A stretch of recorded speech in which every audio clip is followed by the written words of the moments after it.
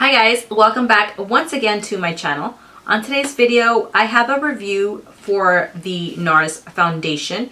Now this has been out for a while, I believe since January, the ending of January. But I recently picked this up and I just wanted to share with you guys my opinion, my thoughts. I do have oily combination skin, so if any of you might benefit from this review, I hope you do. Now I do have a giveaway going on. I just want to mention it really quick before I continue with the review. You guys want to go ahead, head over to that after this video, not right now. I do have one and it's the Ulta haul / giveaway. I will post it somewhere up here or down below in the description box. That way you guys can head over there and enter. I'm giving away BH Cosmetics palettes, the Zodiac palette, the Weekend palette. I've got a blush there. I got the Nude Rose palette, a BH Cosmetic liquid lipstick, some brushes. You guys, you don't want to miss out.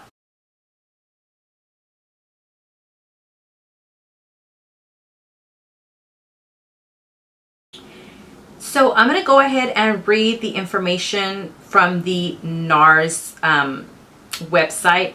I prefer to give you guys the information. It's a little bit more accurate than going on the Sephora website, the Ulta, or anywhere else. I'm pretty sure that's the only places that you can find Nars.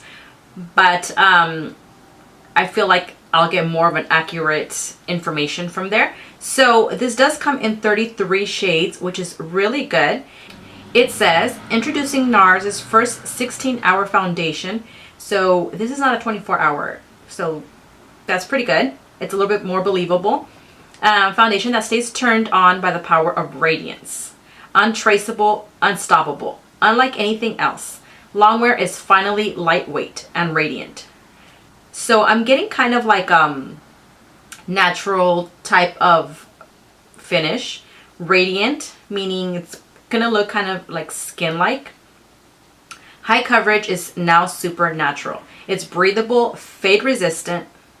That's a pretty high statement there.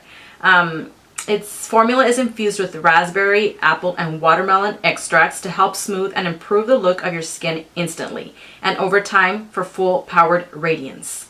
It wears longer, stays stronger, and looks better with each hour. So I'm kind of guessing this is a type of foundation that the longer you wear it, the better it looks. Specialized skin matching technology ensures your truest match yet. Your future looks radiant with natural radiant Longwear foundation. Woo. And the details is that it's natural, a radiant finish, transfer resistant, sweat resistant, fade resistant, and non-drying. Superior blendability for an imperceptible effect that looks natural like skin, doesn't look or feel cakey, heavy, drying, or masking.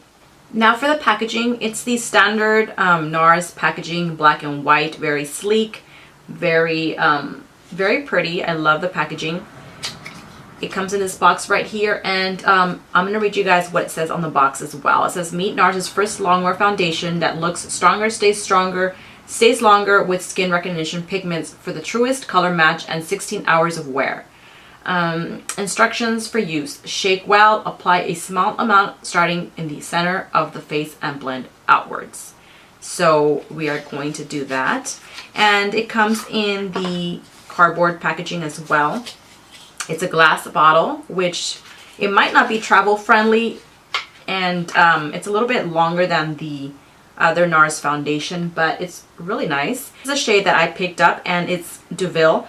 Now I did order it online, which was a little bit hard. I was just going by what I saw on their website, and it does say that it is light with a neutral balance of pink and yellow undertones, which I do have yellow undertones and a little bit of pink undertones. It's more of a neutral.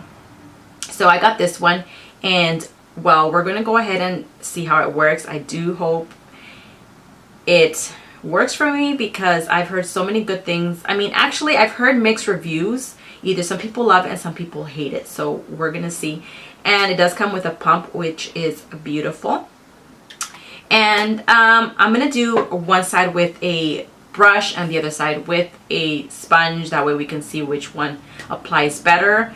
I did actually also prime my skin with the Optical Illusion by Urban Decay. This is one of my favorite primers and I'm gonna use the one that I usually always wear. That way I know if I get a reaction or I get a little breakout or anything like that, I know it's not the primer. This primer, I use it with a lot of my foundations. All right, so we're gonna shake it up. What I do notice is that there's like a bit of separation of the foundation. So we're gonna go ahead and shake it. And it does also recommend that you use a pea-sized amount. I'm gonna go ahead and put one. Now, the consistency is not liquidy at all. I thought it would be very liquidy. As you can see, it's not dripping or anything. It's just staying in place, which kind of confuses me a bit because I thought it would be, like I said, liquidy, since it says that it's radiant, it's lightweight. But let's go ahead and see. Like I said, one side I'm going to use my sponge, and then the other side I'll use a brush. So we're going to go ahead and with the right side we'll do the sponge. Now I did also just pick this up. This is huge, guys. This is the one by Real Techniques, the one that Casey Holm loves and swears by. So I didn't dampen the sponge because I just didn't want the water or anything like that to affect the foundation. I'm going to go ahead and grab a little bit, and it says to start in the center of the face and blend it out. So I'm going to use that much. It does look like it's my shade. Let's go ahead and work with it. Oh my god, I feel weird using this big sponge. So initial application is really good. It is covering up pretty well. It does have very medium coverage. I wouldn't say full. I still can see some acne scarring and a little bit of redness peeking through, but it does say it's a natural finish. So we're going to go ahead and continue and bring it down. Okay, so there is the half. I feel like it looks very light on camera, but in person it matches me perfectly. It looks really, really, really good. It matches my neck, my chest area. It's a very good match. So I just don't know why it's looking too light on camera. But what I do see is that it covered all my redness. It just takes a little while to blend out with the sponge.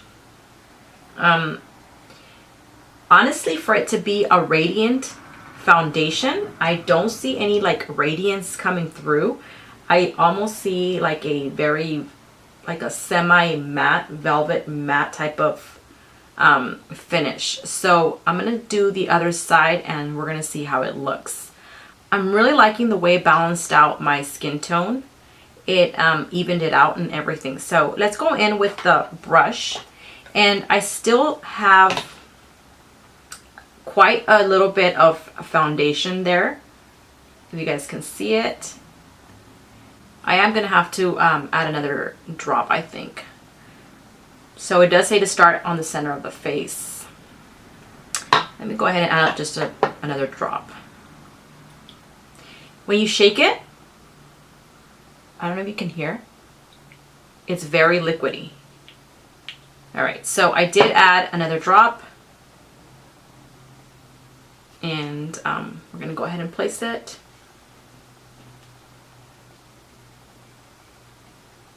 All right.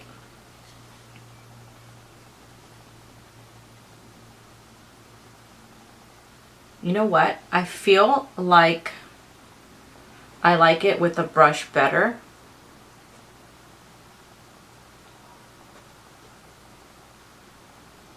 Because it does, it blends it out a lot quicker. You can just buff it in as well.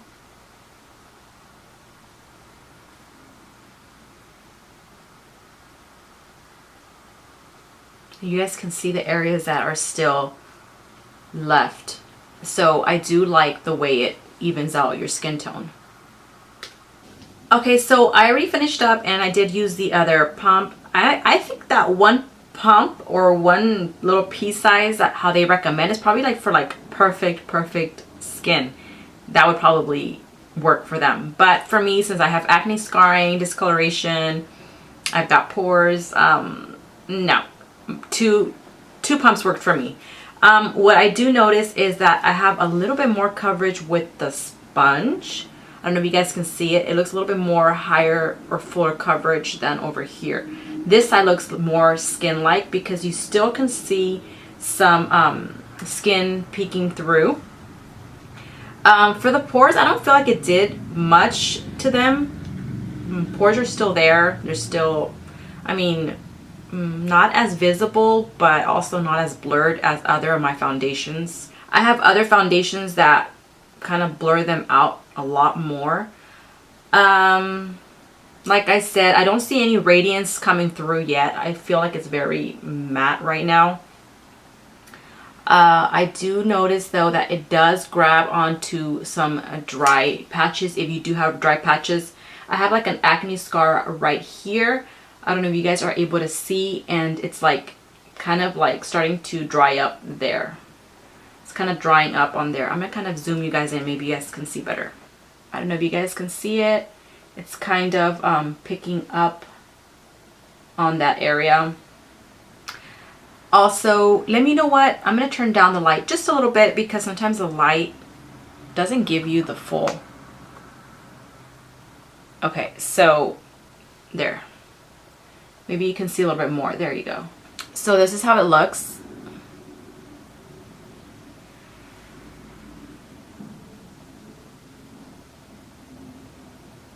So I'll come back once I finish the makeup and we'll continue with the review. Okay, so here is the finished look. I didn't do anything very glammy or anything like that. I did set my foundation with the Too Faced Sweet Peach powder, which is my favorite powder that I use all the time. I did go in with some bronzer and a little bit of contour just to give it more color to the foundation. I was looking at it and it kind of looked a little bit too light on me, but we're gonna see if it tends to oxidize or anything like that. I'm really liking the finish now. It looks a lot better than when I initially applied. It looks more natural, and I did not apply any highlighter whatsoever. Just want to see what I get out of this foundation, if it does look radiant. As of now, I don't see any radiance peeking through just yet. I have been with the foundation for about 40 minutes. It took me about 40 minutes to get my whole face put together. It is 12:57, so I'll check back in a couple of hours. Okay, so this is the first check-in, and it is 4:34. So I've had this for about 3 hours and a half already. As you can see, it is looking quite a bit oily. I wouldn't call this radiant because I do notice it getting pretty oily. I'm gonna leave it on for a couple of hours more just to see where we're gonna get to with the foundation. But about 3.5 hours in, this is what it's looking like. So we're just gonna continue. Okay, so I'm finally back and it is now 7:57. So it's been on since let's say 12:40. It's been on for like 7 hours, about 7 hours and a half. As you can see, I am not as oily as I thought I'd be. As you can see, it looks very like patchy here. Like my contour and bronzer are kind of like fading away. It looks kind of patchy, and also in my pore area, I am extremely oily, and also it feels very sticky and sort of kind of wet. Let me zoom you guys in. Okay, you can see all the oil On camera, it looks kind of like radiant, but in person, it is extremely, extremely oily. I don't usually get like this with other foundations. I set them. I don't get like this. Now I'm gonna blot with these e.l.f. blotting sheets just so we can get an idea of the oil that has built up. Oops, I ripped it. Okay, well, you guys can see that. That's like very transparent right there.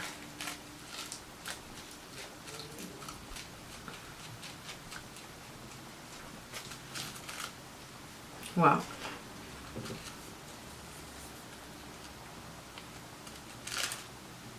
After the blotting, it doesn't look as bad. It looks like you can probably continue with the wear. But it did fade from around my nose. It's faded. On top of my nose, it's also pretty much faded. It's pretty much gone. It does look like it's just fading away. So I guess the fade resistant statement is not true whatsoever because it is fading away. It almost seems like my skin is like eating up the foundation. Hopefully that makes sense to you guys, but that's what it looks like. It's like it's just, you know, slowly going away.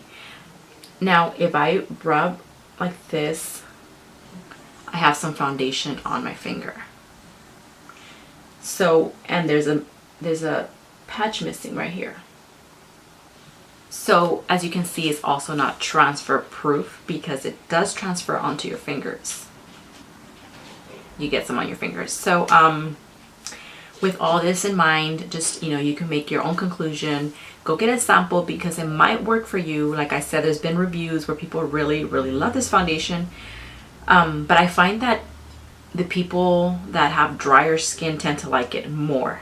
Just make sure you use a hydrating primer because as you apply it initially, it does tend to stick onto the dry patches.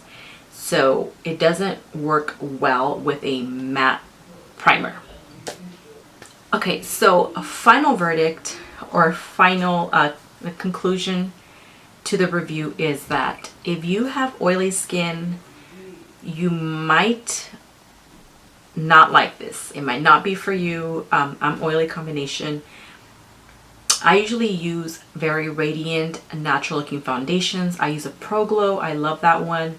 I also use the I love the CoverGirl Healthy Elixir. That one's also like very luminous, radiant foundation.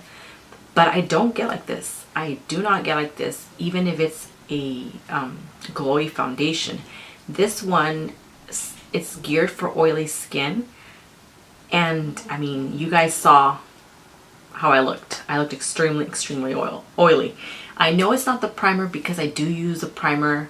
I use the same primer with glowy foundations, with foundations that are geared for dry skin. So I am definitely not keeping this foundation. I'm going to return it because $49 is not worth it. I'm sorry, Nars, but I feel like a lot of my drugstore foundations do such a way better job than this foundation. Maybe you can probably use it like in a mixture, like mix it with another foundation, but $49 is pretty high, a pretty high price just to use it to mix with another foundation. So that's gonna be it on today's video. I hope you guys a little more background on this foundation. If you haven't purchased it or if you're thinking about purchasing it, I hope I helped in a bit. Let me know if you guys have tried it and if you like it. How did you like it? How do you make it work for your skin? I might be doing it wrong. I don't know. Let me know. Anything else that you guys want to know about the foundation that I may not have mentioned, I'll leave everything, all the details in the description box below. With all that being said, thank you so much for hanging out with me on this video today. I hope to see you guys on the next one. And don't forget about the giveaway I have going on, guys. I'll see you guys next time. Bye.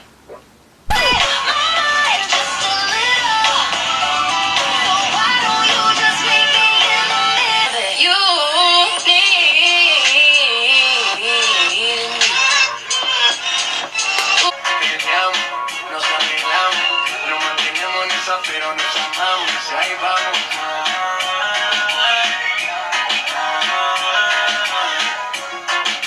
Yo me enamoraría, no tenerte en mi vida, vida mía.